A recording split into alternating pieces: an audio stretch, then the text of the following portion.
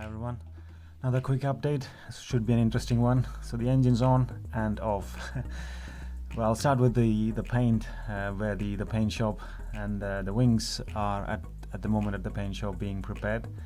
The whole work is about 99% prep work, and then it's only about the last 1% is the actual application of the paint.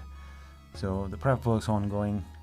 Basically, getting all the rivet holes have been filled, and all the fiberglass components need a lot of work to get right. There are tiny little holes in them that needs filling. So, and the gel coat itself on that fiberglass is quite a thin layer. So what the painters are doing is they're applying the primer, which is an epoxy primer, the same that the TAF uses at the factory, the primer from MIPA paints, and they've been using that and building it up, then sanding it down to get it smooth. So the tips are now ready. Even the aluminium parts also needs it's just not just a minor scruffing up with the Scotch-Brite. That's not going to work. You need to rub it down a little bit. And thanks to Sling, Chanel at the factory, they've designed me quite a nice paint scheme. And at the hangar, then it was time to mount the firewall forward components before the big moment when the engine was lifted, using the hoist and installed onto the firewall. It went quite well. Everything went really smoothly. I had been warned by some of the other builders in terms of that bolt length, especially the two bottom bolts need to be shortened. I was told 122 millimeters is what they have to be, so that they don't clash with the turbo on this side and the exhaust on the other side. So that's what I did. Both bolts were shortened to that length, and it went on quite well. On the turbo side, on the exhaust side, you can see if the bolt is any longer, it will clash. The torque on these joints, these are M10 fasteners, so I went with 24 Newton meters. The M10 and the AN6 bolts are similar diameters, 9.5 on the AN6 and 10 mil on these ones, and so I went with 24 Newton meters, which is close what is recommended. And so the engine installation obviously was mounted all right, and the harness was already in, and test fitted the dash panel. The fiberglass bit takes a lot of trimming to get that to fit, and also the front composite. So strap that down at the front, align with at the front edge, and then match drill the holes that are already on the skin, and then trim the rear end of it to align. I mean, having a kind of like a hole finder makes it easier, this step, but I in fact didn't end up using any. I've drilled from the inside out, so it was fine. And with the engine kind of in place, there were a few things that were bugging us. The routing for the fuel lines and everything was getting a bit difficult from what we've seen in the latest. So we kind of realized there's been some changes to the latest firewall. The actual fuel pump position is more central now, and also they've added a few additional holes on the other side. We think that's for the fuel return lines.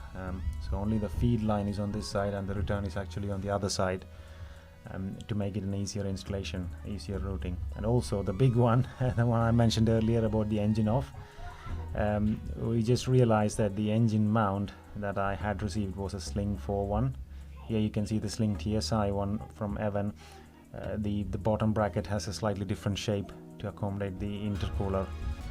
So as you can see, the engine is now being disassembled again. All the connections that were made have been disconnected so that we can take the engine off, and a new engine mount is being shipped over from the factory.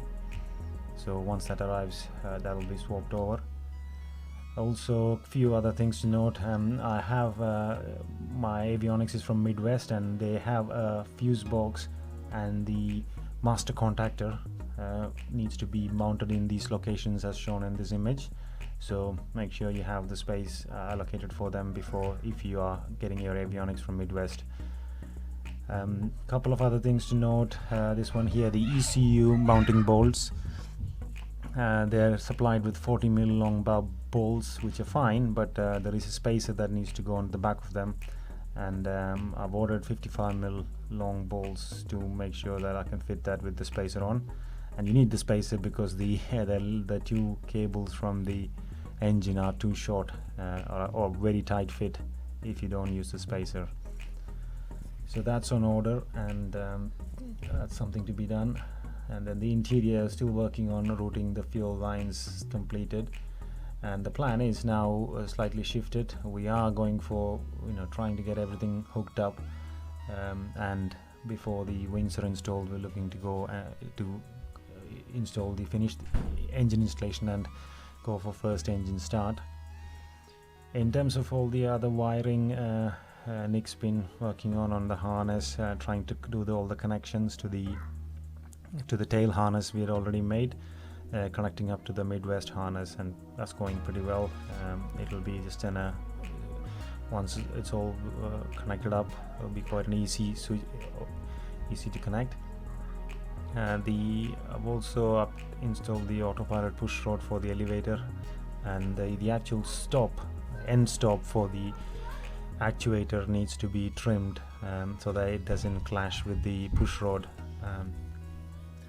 Again, I might have trimmed it a bit too much because I made sure that even at the extreme positions of that push rod, it doesn't clash, because obviously there is the main elevator stop here at the front where it's not going any further than that, because that hits the landing gear box channel.